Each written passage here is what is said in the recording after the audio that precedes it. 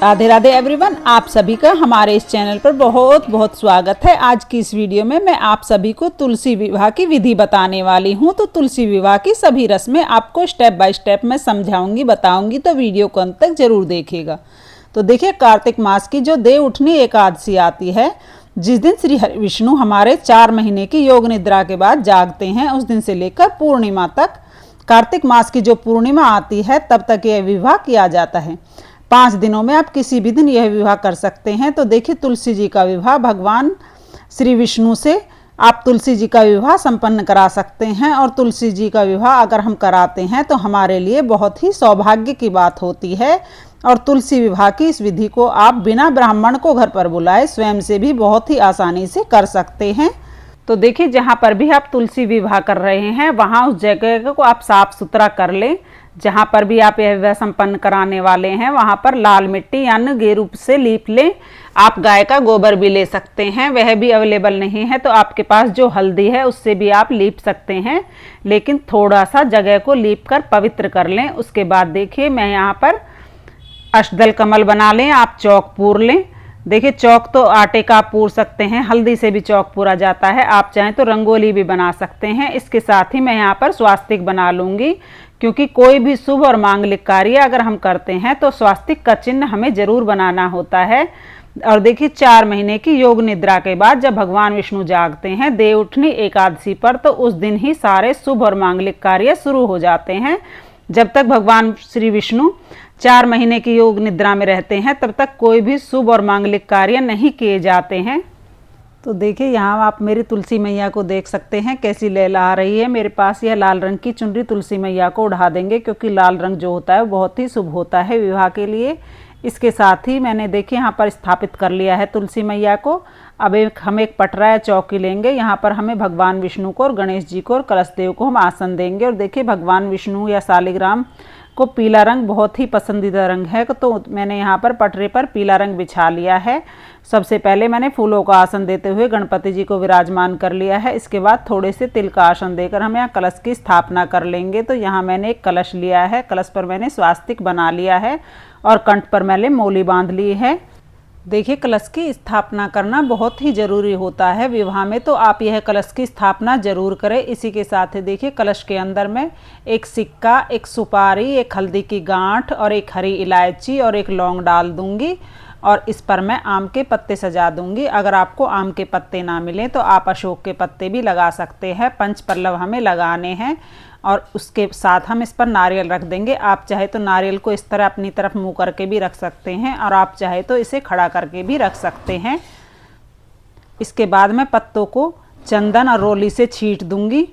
आप पत्तों को अच्छी तरह से सजा लीजिएगा। आप चाहें तो दीप कलश की स्थापना भी कर सकते हैं। नारियल की जगह आप शुद्ध देसी घी का दीपक रख सकते हैं। इसके बाद हम हाथ जोड़कर भगवान विष्णु, गणेश भगवान और माता तुलसी से प्रार्थना करेंगे कि मैं आपका पूजन कर आपका विवाह का आयोजन कर रही हूँ, तो आप इस कार्य में मेरा सहयोग करें। उसके बाद हम जल के छींटे लगाकर स्नान की भावना से सभी का शुद्धिकरण कर लेंगे और फिर हम पूजा शुरू करेंगे। तो सबसे पहले हम देसी घी का दीपक जलाएंगे। तो थोड़े से तिल का आसन देकर हम देसी घी का दीपक जला लेंगे। और उसके बाद विवाह में सबसे पहले हल्दी की रस्म होती है, तो थोड़ी सी हल्दी लेकर उसमें कच्चा दूध मिलाकर हम सभी को हल्दी लगाएंगे। तो सबसे पहले हम भगवान गणेश जी को, उसके बाद शालिग्राम भगवान को 5 बार हल्दी लगाएंगे और फिर हम तुलसी माता को हल्दी लगाएंगे। तो आप हल्दी में कच्चा दूध मिलाएं, उबला हुआ दूध आप ना मिलाएं। तो सबसे पहले मैं गणेश भगवान को हल्दी लगा देंगे, फिर भगवान शालिग्राम को और फिर माता तुलसी को हम हल्दी लगाएंगे। तो सभी को 5-5 बार हम हल्दी लगा देंगे। इसके साथ ही हम रोली लगाएंगे। तो देखिए, एकादशी के दिन चावल यूज़ नहीं किए जाते हैं, सफ़ेद तिल हैं वह आप अर्पित कर दें। और वस्त्र की भावना से हम यहाँ मौली अर्पित कर देंगे। सभी को हम मौली अर्पित कर देंगे। अगर आपके पास जनेऊ है तो आप गणेश भगवान और विष्णु भगवान को जनेऊ अर्पित कर दें और माता रानी को आप लाल रंग की चुनरी अर्पित करें। कार्तिक के महीने में लाल रंग या पीली रंग की चुनरी माता रानी को अवश्य अर्पित करनी चाहिए। उसके बाद हम सभी का रोली से तिलक कर देंगे। फिर हम सभी को विवाह में मेहंदी लगाएंगे। तो सबसे पहले हम विष्णु भगवान को 5 या 7 बार मेहंदी लगाएंगे। विष्णु भगवान के चरणों में आप मेहंदी लगा दें। उसके बाद तुलसी मैया को हम मेहंदी लगाएंगे। तो तुलसी मैया की जितनी भी शाखाएँ हैं, पत्तियां हैं, उन पर आप मेहंदी लगा दें। आप कीप से भी मेहंदी लगा सकते हैं, घुली हुई मेहंदी भी लगा सकते हैं। इसके बाद हम चूड़ियाँ पहनाएंगे। तो किसी किसी के यहाँ हरी चूड़ियाँ पहनाई जाती हैं और किसी के यहाँ लाल चूड़ियाँ पहनाई जाती हैं। हमारे यहाँ लाल चूड़ियाँ पहनाई जाती हैं। अगर आपके यहाँ हरी चूड़ियाँ पहनाई जाती हों तो आप हरी चूड़ियाँ पहना दें। तुलसी माता की इस तरह शाखाओं में हम चूड़ियाँ पहना देंगे।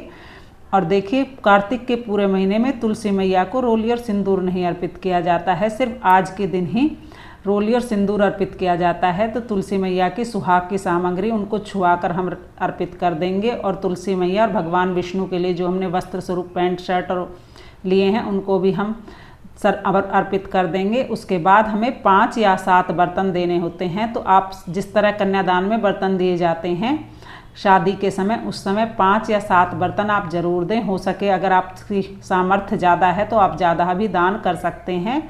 उसके बाद हम सभी को फूल अर्पित करेंगे। तो सबसे पहले गणेश भगवान को हम लाल फूल अर्पित कर देंगे या सफ़ेद फूल आप अर्पित कर दें। उसके बाद हम भगवान विष्णु को फूल अर्पित करेंगे और फिर हम जयमाला पहनाएंगे। तो इस तरह हमें 2 जयमाला लेनी है। एक जयमाला हमें भगवान विष्णु से छुड़वाकर फिर माता तुलसी को पहना देनी है और दूसरी जयमाला हमें भगवान माता तुलसी से छुआकर भगवान विष्णु के स्वरूप को पहना देनी है। इस तरह हमारी जयमाला हो जाएगी।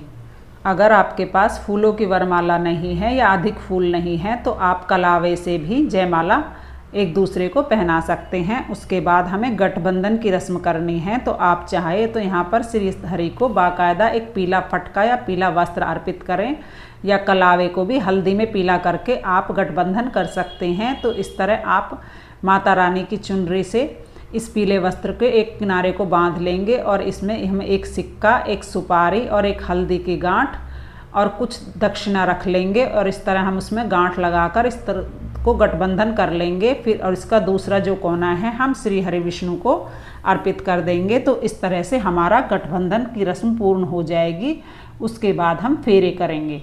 तो फेरे के लिए आप चाहें तो घर का कोई सदस्य भगवान विष्णु को उठाकर तुलसी माता के 7 फेरे लेकर घूम सकता है या आप इस तरह हाथ में नारियल रख कर भी तुलसी माता और भगवान विष्णु के 7 फेरे करा सकते हैं। यहाँ पर मैं आपको डेमो दिखा रही हूँ। आप हाथ में नारियल लेकर भी इस तरह भगवान विष्णु का फेरे करा सकते हैं। फेरों की रस्म होने के बाद हम मांग भराई की रस्म करेंगे। तो आप चाहें तो कोई सिक्का ले लें, नॉर्मल सिक्का ले लें या चांदी का सिक्का ले लें या आप चाहें तो कोई ऐसा अंगूठी भी चांदी की ले सकते हैं। इसके बाद हमें मांग भराई की रस्म करनी है। तो आप उसमें थोड़ा सा सिंदूर ले लें और इस तरह आप उसको श्री हरि के हाथों से छुलाकर तुलसी मैया पर हमें 3 बार इस तरह से सिंदूर अर्पित करना है। इसके बाद हम इस सिक्के को तुलसी मैया के गमले में ही छोड़ देंगे। मांग भराई की रस्म पूर्ण होने के बाद फिर हम सभी को भोग लगाएंगे। तो गणेश भगवान को हम बिना तुलसी वाला भोग लगाएंगे और विष्णु भगवान को हम तुलसी दल वाला भोग लगाते हैं। और इसके बाद फिर दूल्हे को सबसे पहले पान का भोग लगाया जाता है। तो आप पान, मीठा पान आपको मिल जाए तो आप मीठे पान का भोग अर्पित करें, नहीं तो आप पान के पत्ते पर एक बतासा, एक लौंग और एक सुपारी रखकर भी अर्पित कर सकते हैं। उसके बाद शादी में विवाह में मिठाइयाँ ज़रूर बनाई जाती हैं। तो आप मिठाई का भोग अवश्य अर्पित करें। आप चाहे तो बाज़ार से लाकर मिठाई का भोग लगाएं या घर पर भी आप मिठाई बना सकते हैं। इसके बाद जो भी ऋतुफल आपको मिल जाए, सिंगाड़े, केला, सेब, अमरूद, वह आप अर्पित करें। केले का भोग भगवान विष्णु को विशेष प्रिय है, इसलिए आप केला भोग में ज़रूर अर्पित करें। और जो भी आपके घर पकवान ज़रूर बनाए हों तो वह आप भी अर्पित कर सकते हैं। लेकिन इस बात का विशेष ध्यान रखें कि वो बिना लहसुन प्याज वाला होना चाहिए। कोई भी ड्राई फ्रूट आप अर्पित कर सकते हैं। इसके बाद हम जल अर्पित करेंगे और फिर हम दक्षिणा अर्पित करेंगे। तो दक्षिणा पूजा में रही कमियों को पूरा करती है, इसलिए दक्षिणा जरूर अर्पित करें। उसके बाद हाथ में हम थोड़े से तिल और फूल लेकर तुलसी विवाह की कथा सुनेंगे और कथा सुनने के बाद जो हाथ में फूल और तिल हैं इनको हम भगवान विष्णु के चरणों में अर्पित कर देंगे। कहानी सुनने के बाद फिर हम सभी को धूप दीप दिखाएंगे और धूप दीप दिखाने के बाद हम सभी की प्रेम पूर्वक आरती कर लेंगे। सबसे पहले गणेश जी की आरती करेंगे, फिर श्री हरि की, कलश देव की, माता तुलसी की, सभी की प्रेम पूर्वक आरती कर लेंगे। और कार्तिक का पूरा महीना तुलसी पूजन के लिए विशेष होता है। तो अगर आप ज़्यादा कुछ नहीं कर पाते हैं तो डेली एक तुलसी जी के समीप दीपक जरूर दान करें। इसके साथ ही हम इस तरह 3 बार या 5 बार आरती कर लेंगे। अगर आपको ज़्यादा भी कुछ नहीं आता है तो आप महाआरती ओम जय जगदीश हरे वाली आरती आप गा सकते हैं। उसके बाद हम तुलसी माता और भगवान विष्णु श्री गणेश से पूजा में रही कमियों के लिए क्षमा याचना कर लेंगे कि हे प्रभु, जाने अनजाने में अगर यह विवाह संपन्न कराने में हमसे कोई भूल हो गई हो, त्रुटि हो गई हो तो हमें क्षमा करें। इसके साथ ही हम 5 या 7 या 9 जितनी आपकी सामर्थ्य हो उतनी हम फेरी लगा लेंगे, यानी हम तुलसी जी की परिक्रमा कर लेंगे। और फिर हम अंत में जब आप फेरी लगा ले तो यहाँ पर मैं आपको बात बता दूं कि एकादशी के दिन को छोड़कर यदि आप विवाह संपन्न कराते हैं तो आप चावलों का प्रयोग कर सकते हैं। आप चाहें तो तुलसी विवाह के दिन 365 बाती का दीपक भी दान कर सकते हैं। तो जितनी भी आपकी सामर्थ्य हो उतना दान आप कर सकते हैं, क्योंकि कार्तिक मास में दीपदान का बहुत ही ज़्यादा महत्व होता है। तो उम्मीद करती हूँ तुलसी विवाह की यह विधि आपको पसंद आई होगी। वीडियो अगर अच्छी लगी हो तो लाइक शेयर ज़रूर करें और मेरे चैनल को सब्सक्राइब कर लें। मिलते हैं अगली वीडियो में। राधे राधे।